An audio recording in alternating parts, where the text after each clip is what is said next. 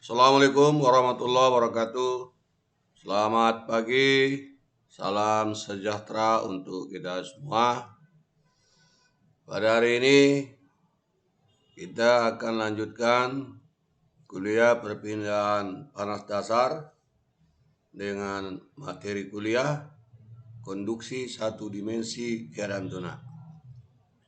Jadi yang dimaksud dengan konduksi satu dimensi adalah perpindahan panasnya itu hanya dalam satu arah saja. Keadaan tunak artinya bahwa perpindahan panas itu bukan dipengaruhi oleh waktu.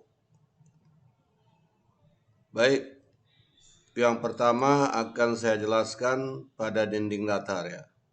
Perhatikan sebuah dinding datar di mana tebalnya dx, kemudian temperatur di permukaan sisi kiri T1, temperatur permukaan di sisi kanan T2. Dengan kata lain, T1 lebih besar dari T2 sehingga arah perpindahan panas seperti pada gambar. Ya, seperti gambar. Kemudian ada garis dari T1 ke T2. Ini kita sebut namanya profil suhu. Baik, berapa besar laju perpindahan panas secara konduksi pada dinding datar telah dirumuskan oleh Fourier ya. Dengan rumusannya Q sama dengan min KA dt per dx. Ya, atau boleh juga ditulis dalam bentuk lain Q sama dengan KA per dx kali T1 kurang T2. Ya, perhatikan di sini ada tanda minus ya. Tanda minus itu hanya untuk menunjukkan hukum termodinamika kedua ya. Bahwa hukum termodinamika kedua mengatakan bahwa perpindahan panas itu dari temperatur tertinggi ke temperatur yang lebih rendah. Ya, jadi boleh dibuat di sini. Jadi kalau seperti rumusnya positif, maka di sini T1 kurang T2. Seandainya Anda buat negatif, maka dibuat T2 dikurang T1 ya. Baik, apabila konduktivitas termal K dianggap tetap, maka rumusnya seperti ini. Namun, kalau konduktivitas termal berubah-ubah ya, menurut hubungan linear dengan temperatur, maka seperti K sama dengan KO kali 1 tambah beta T ya. Jadi persamaannya menjadi seperti ini ya. Baik, di dalam asumsi kita selalu menganggap nilai konduktivitas termal itu konstan ya. Berikutnya konduksi satu dimensi pada dinding komposit. Perhatikan gambar di bawah ini ya.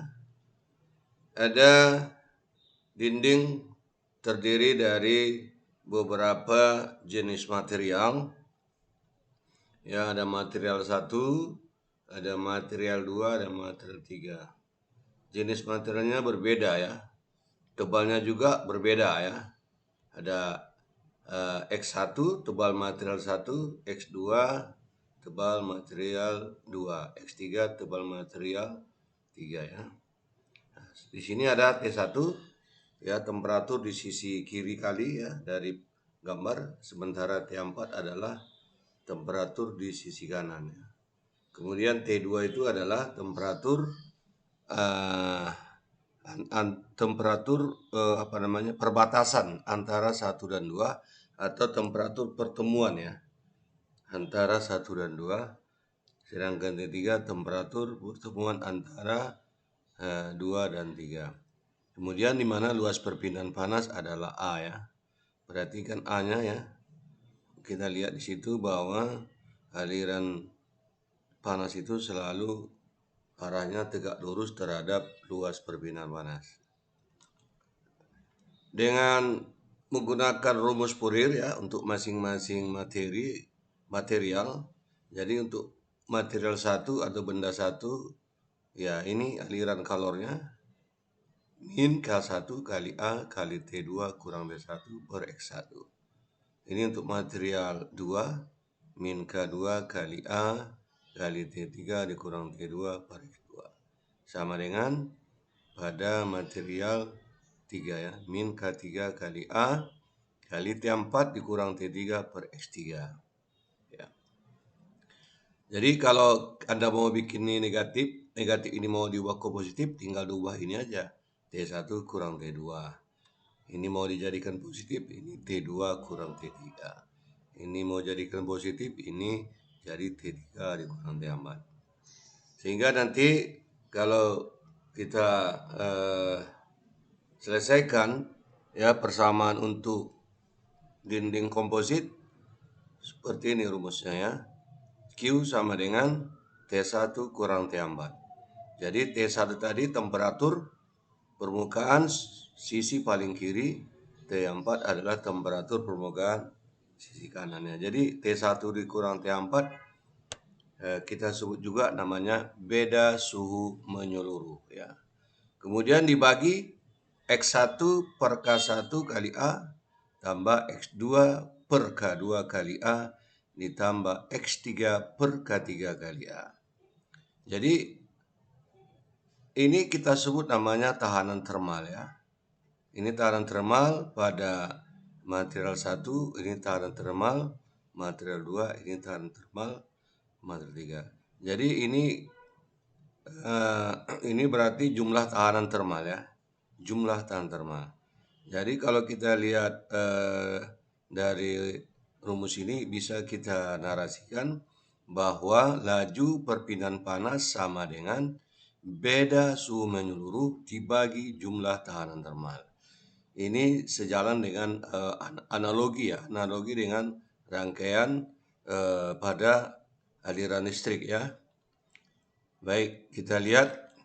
Nah, ini gambar apa namanya itu rangkaian tahanan termal ya untuk dinding komposit seperti pada gambar sebelumnya ya. Perhatikan di sini ada R1, ada R2, ada R3 ya. Oke. R1 itu kita sebut namanya tahanan termal pada material 1 dirumuskan ini X1 per K1 kali A. Kemudian R2 adalah tahanan termal pada material 2 dirumuskan X2 per K2 kali A. Kemudian R3 adalah X3 per K3 kali A ya. Nah, jadi kalau Anda perhatikan gambar ini kita sebut namanya hubungan seri. Nah, kalau rangkaian tahanan termal itu hubungannya seri, maka jumlah tahanannya kita jumlahkan saja ya. Nah, R1 tambah R2 tambah R3 ya. Nah, T1 kurang T4 ini kita sebut namanya beda suhu menyeluruh. Sementara T2 tadi apa? T2 adalah temperatur antara T1 dengan T3 ya. Ya. Temperatur T2 nanti kita cari nanti ya. Bisa kita cari temperatur T2 dengan menggunakan komputer juga yaitu antara T1 dan T2. Kalau T2 nanti sudah kita peroleh, selanjutnya kita bisa mendapatkan T3. Boleh juga T3 ini kita cari dari sini ya. Antara T3 dengan T4. Nanti hasilnya sama. Jadi analogi listrik digunakan untuk mempermudah memecahkan soal-soal yang rumit, baik yang seri maupun paralel ya. Jadi dengan konsep tahanan termal kita menyelesaikan perpindahan panas yang rumit bisa diselesaikan dengan mudah. Baik, selanjutnya rumus daripada ini rumus umumnya ya. Rumus umum untuk konduksi yang komposit ya. Dinding datar komposit. Jadi Q sama dengan selisih suhu menyeluruh dibagi jumlah tahanan termal ya. Nah, kalau kita katakan ini apa ini Q?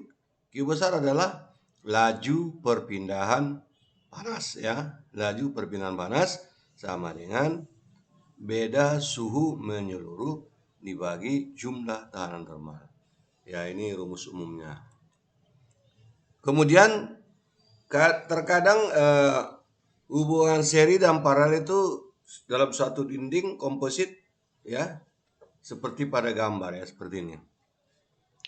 Di mana A ya 1 dan 2 berarti ini tebalnya di sini ya. B, C dan D ini hubungannya paralel. Satu lagi F dengan G hubungan paralel ya. Kalau kita lihat gambar rangkaian tahanan termalnya seperti ini ya. Antara 1 dan 2 ini RA kita sebut ya. RA itu tahanan termal pada bahan A. RB tahanan termal pada bahan B ya, dan seterusnya. Nah, jadi untuk menyelesaikan persoalan seperti ini, ya, pertama yang kita selesaikan hubungan paralelnya dulu ya. Jadi hubungan paralel ini kita cari dulu tahanan penggantinya ya. Antara RB, RC, dan RD kita cari tahanan penggantinya ya. Demikian juga RF dengan RG ya, kita cari tahanan penggantinya. Kalau sudah kita peroleh tahanan pengganti masing-masing, lalu nanti kita buat secara seri ya. Dengan kata lain nanti tahanannya kita jumlahkan. Nah, sementara nanti beda suhu menyeluruhnya itu adalah T1 dikurang T5 ya. Ini T1 kurang T5. Nah, untuk T2, T3, T4 bisa kita cari ya apabila nanti nilai laju perpindahan panasnya sudah diperoleh. Oke, contoh.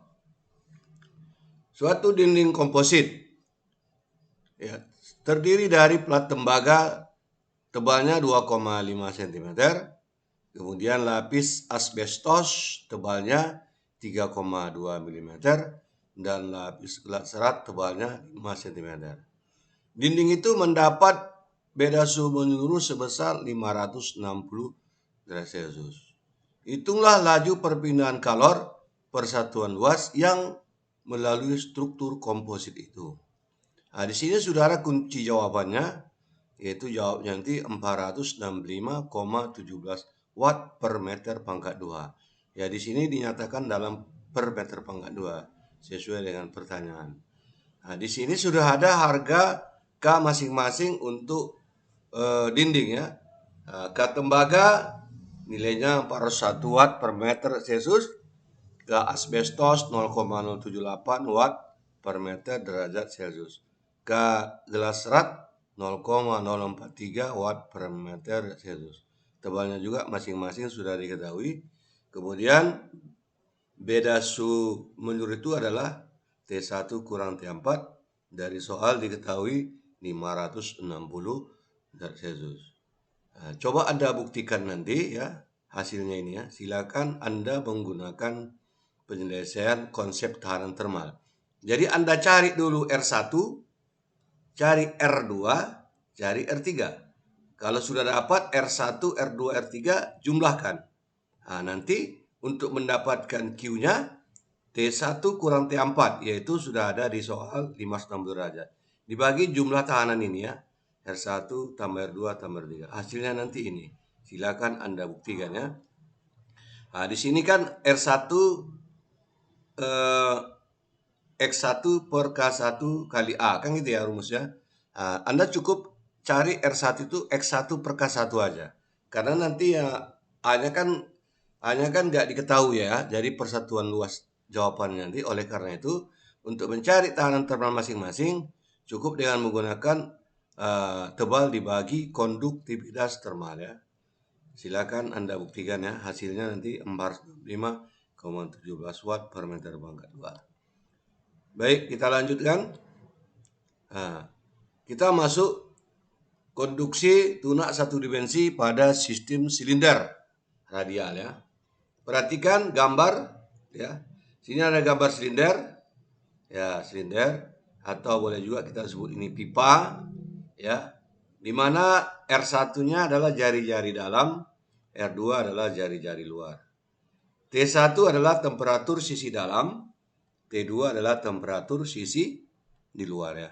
Kemudian K-nya adalah konduktivitas termal atau konduktivitas panas dari bahan pipa ya. Kalau misalnya pipanya baja, berapa K-nya? Kalau dia dibuat dari besi tuang, berapa K-nya? Jadi harga K itu nanti dilihat di daftar ya, di tabel ya. Baik, untuk menyelesaikan konduksi satu dimensi pada dinding silinder, kita menggunakan rumus Fourier ya. Rumus Fourier kan sebelumnya sudah kita tuliskan ya. Namun kalau untuk dinding datar, tebal itu dx ya, tebal dx. Untuk silinder atau pipa, tebal dx itu kita ganti menjadi dr ya, menjadi dr. Nah, di sini A-nya tentu adalah luas perpindahan panas pada silinder atau pipa. Yang dirumuskan A itu adalah sama dengan 2pi kali R kali L ya. 2pi kali R kali L. Nanti kita masukkan ke persamaan sebelumnya, yaitu menjadi ini Q sama dengan min 2pi R L K dt per dr ya. Kemudian nanti untuk menyelesaikan itu kita menggunakan kondisi batas. Apabila temperaturnya sama dengan T1, maka itu pada jari-jari dalam R1. Kalau temperatur T2 itu pada jari-jari luar R2 ya, seperti gambar sebelumnya ya. Baik. Kemudian dari persamaan ini kita cari dulu dt ya. dt ini kita cari dt, berarti dt itu sama dengan min Q ya, per 2pi KL kali dr per R ya. Nah, persamaan ini kita integralkan ya. Kita integralkan. Jadi kalau kita integralkan kita tulis seperti ini ya. Integral dari dt, batas bawahnya T1, batas atasnya T2. Nilai ini enggak kita integral karena nilai ini konstan, maka kita keluarkan nanti dari integral. Yang ada adalah integral dari dr per R. Batas bawahnya R1, batas atasnya R2 ya. Jadi kalau ini diintegralkan ya, kalau ini diintegralkan nanti akan diperoleh ya, integral dt itu adalah T ya. T berarti kita masukkan batasnya ya, batas atas berarti T2 dikurang T1 ya. T2 dikurang T1 sama dengan min Q per 2pi KL ya. Integral daripada dr per R itu disebut LNR, load R ya. Nah, jadi R-nya itu kita ganti dengan batas atas R2. Berarti ln R2 dikurang ln R1 ya. Masukkan batas atas ln R2 lalu batas bawahnya R1 kurang ln R1. Nah, sifat logaritma kan kalau kurang itu jadi bagi ya. ln R2 per R1. Nah, lalu nanti rumus ini yang mau kita tentukan berapa besarnya Q. Maka diperolehlah ini ya. Nah, supaya hilang negatifnya ini kita pindah jadi T1 kurang T2. Ini ya, ini dikali silang aja kan ini. Kalau dikali silang ini hasilnya.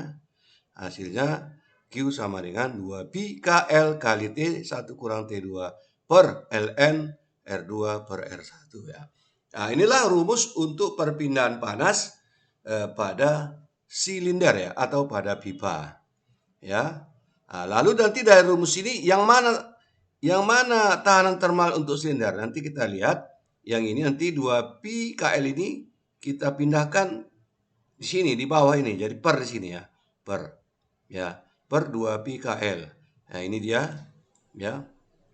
Maka tahanan termal untuk silinder adalah ln R2 per R1 per 2pi KL ya, di mana L adalah panjang pipa.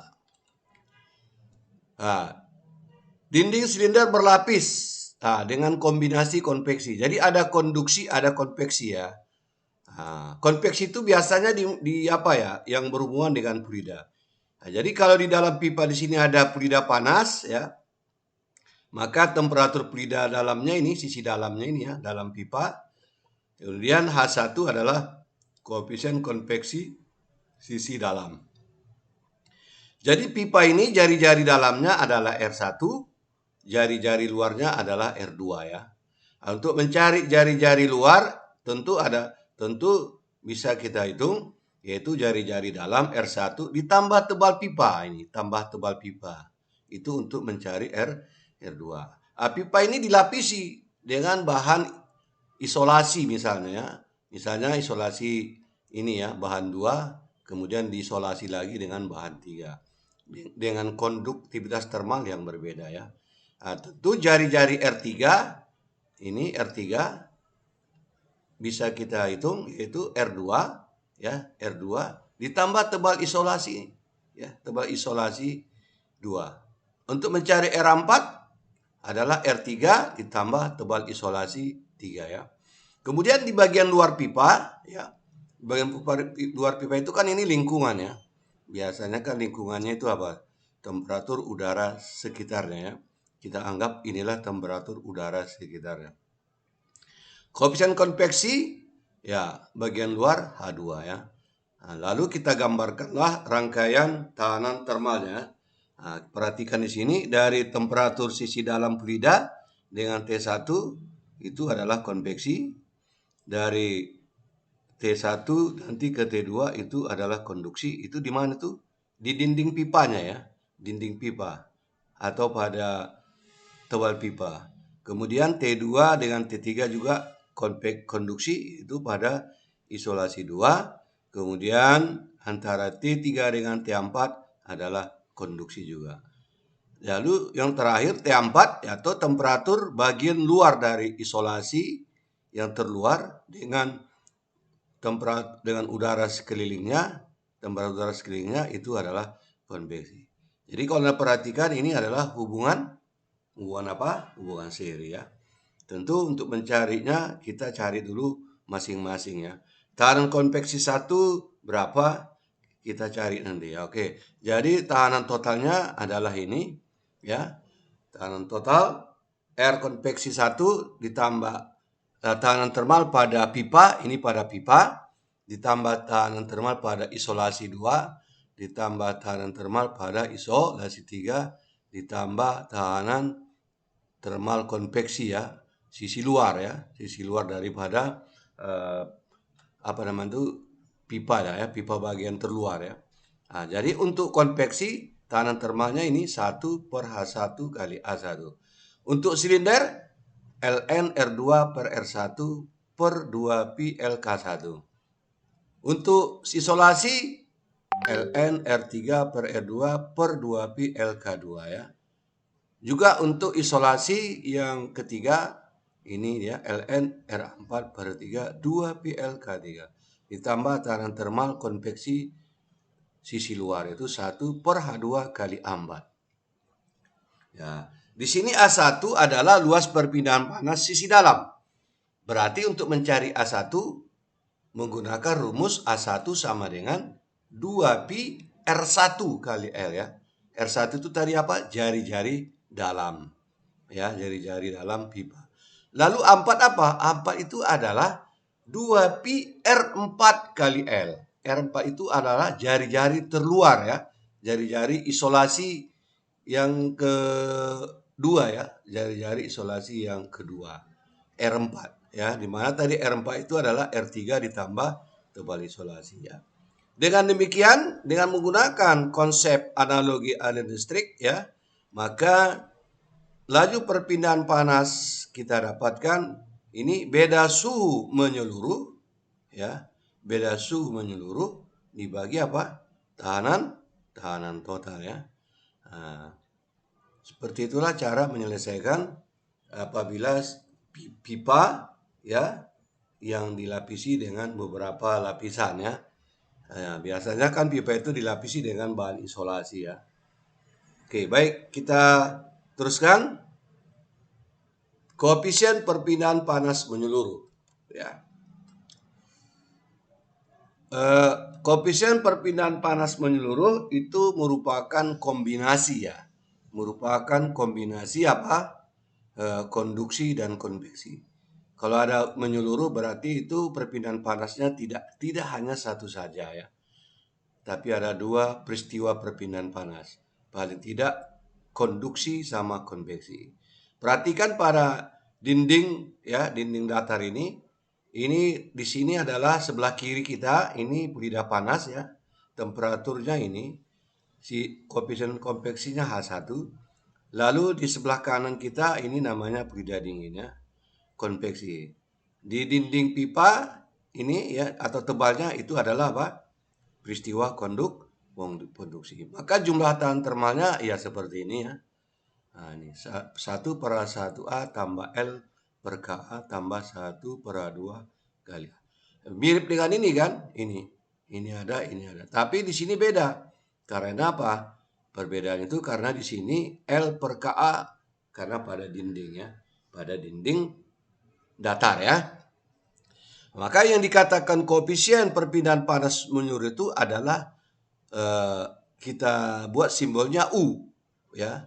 Nah, jadi koefisien perpindahan panas menyeluruh U itu adalah kebalikan daripada jumlah tahanan termal. Nah, jadi sebenarnya kalau kita sudah menghitung jumlah tahanan termal, otomatis kita bisa menghitung koefisien perpindahan panas menyeluruh. Katakanlah jumlah tahanan termal misalnya ya, kita misalkan saja jumlah tahanan termal dapatnya misalnya 5 gitu ya, 5. Maka koefisien perpindahan panas menyeluruhnya adalah 1/5 ya kan. 1/5 itu berapa? 0,2 ya kan. Nah, seperti itu cara mencarinya ya. Boleh juga ini U itu kita tulis seperti ini ya. 1 per jumlah tahanan termal ini ya. Ini jumlah tahanan termal. Oke, ini adalah untuk dinding ya. Dinding datar ya. Dinding datar. Nah, atau kita lihat lagi untuk untuk rumus berikutnya ya. Tadi kalau kita sudah dapatkan U, maka dengan menggunakan konsep apa tadi tahanan termal, bahwa laju perpindahan panas sama dengan beda suhu menyeluruh dibagi jumlah tahanan termal ya. Nah, ini beda suhu menyeluruhnya dibagi jumlah tahanan termal ya. Jumlah termalnya ini. Oke, nah, boleh kita jadikan rumus ini, yang ini tadi, ini semua kita jadikan U ya, kita jadikan U. Kalau kita keluarkan A-nya, boleh kita keluarkan A-nya menjadi nanti Q sama dengan U kali A dikali delta T menyeluruh. Inilah rumus untuk menghitung laju perpindahan panas menyeluruh ya. Yang ada konveksi, yang ada konduksinya ya.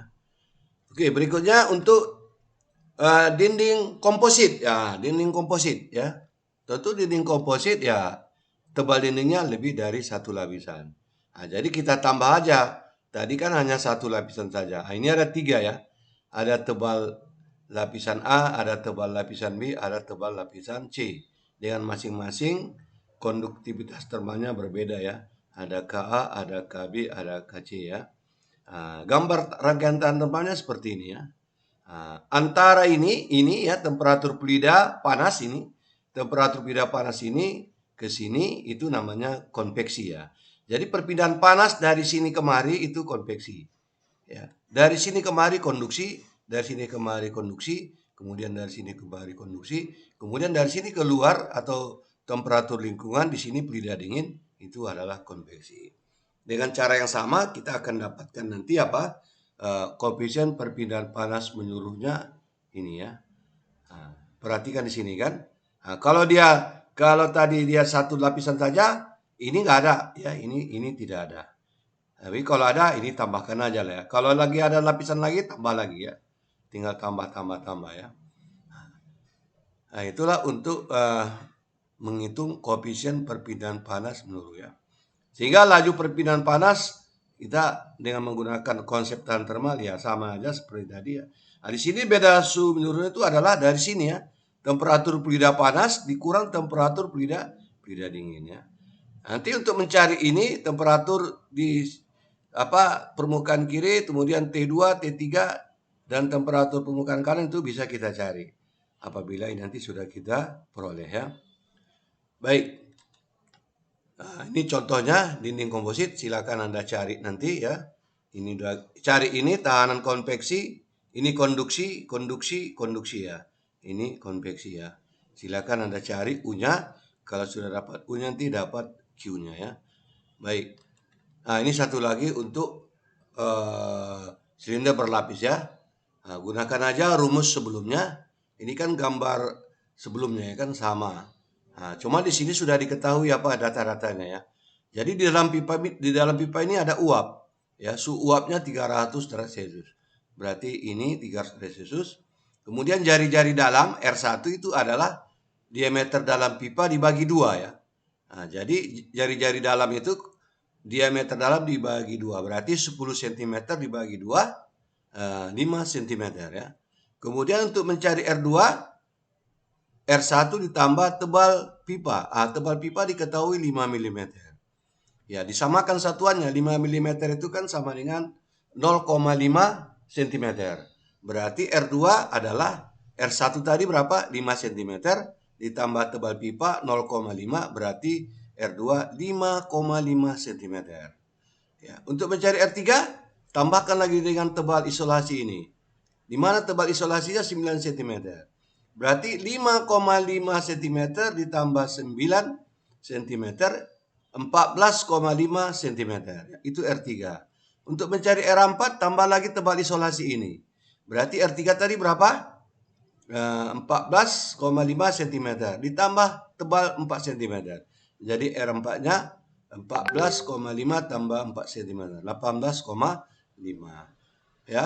Carilah masing-masing nanti tahanan termalnya ya. Tahanan termal di konveksi bagian dalam, kemudian di bagian pipa, ini konduksi, ini konduksi, ini konduksi ya. Ini adalah konveksi. Maka nanti Anda carilah U dan Q ya. Silakan aja nanti dicari. Nanti kita boleh Anda kirim jawabannya nanti ya. Silakan Anda kirim jawabannya.